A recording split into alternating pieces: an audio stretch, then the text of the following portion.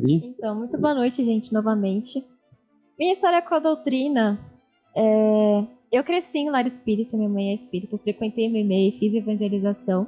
Mas até os 13, 15 anos, era uma coisa assim, eu participava, mas eu não tinha muitas perguntas, era uma coisa que eu refletia muito. Até que a doutrina era uma parte da minha vida separada. Fazia evangelho no lar, acabava o evangelho, eu voltava pra minha vida. Ia no meu e-mail de quarta ou de sábado, mas voltava pra minha vida. Então, tipo, não era uma coisa que eu realmente estava inserida no espiritismo, era uma rotina que estava em casa, mas eu participava do evangelho, fazia oração. Mas não era uma coisa que já tinha despertado aquela fé de fazer perguntas, de realmente querer entender. E aí, com 15 aninhos, entrou a pandemia. Eu fui adolescente de pandemia, entrei novinha, saí com 19. Saí com 18, na verdade. E durante a pandemia, os centros fecharam. E aí quebrou aquela minha rotina de ir no centro esporadicamente, fazer tratamento. Mas aí me despertou o interesse também de começar a estudar. A nossa família, a gente passou por um problema de saúde nos membros. E aí eu comecei a ficar perguntando por que acontece isso? Por que Deus permite, né? E aí fui lá e fui estudar.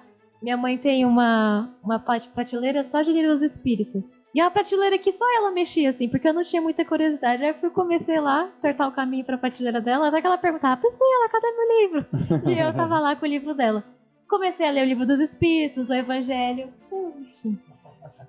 E aí eu comecei com uma sede de conhecimento, com perguntas, que uma foi atrás da outra. E aí eu comecei a estudar.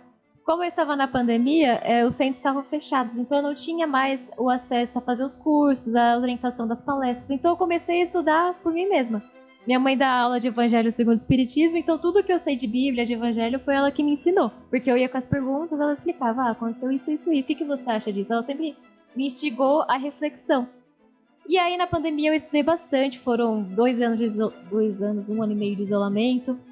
Eu voltei pra escola com uma visão completamente diferente da adolescente que tinha acabado de entrar no ensino médio. Eu voltei primeiro ano, pandemia, aí voltei só no final do terceiro, já estava mais madura e comecei a questionar o ambiente à minha volta, os desafios que a gente se depara na juventude, e aí entrou em crise a religião.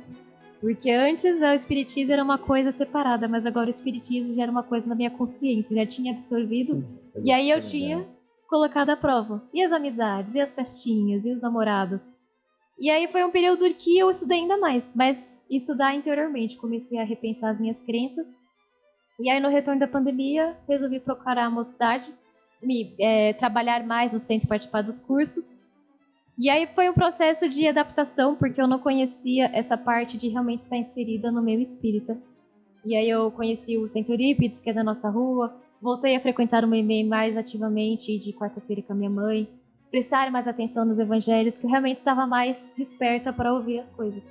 E aí hoje, depois de conhecer bastante a doutrina, por meio do meu e-mail também conheci a Stephanie, e por meio da Stephanie entrei na USE, no departamento de mocidade, e hoje é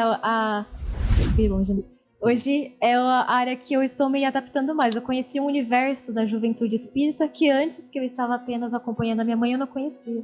Bom. Eu não sei se eu tô enganado, mas eu acho que eu vi.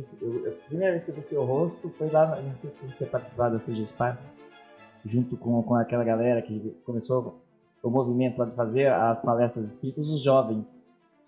Sim, eu participei da CGSPAR pela primeira vez ano passado, foi sim. Tem o Eduardo, né? Tem...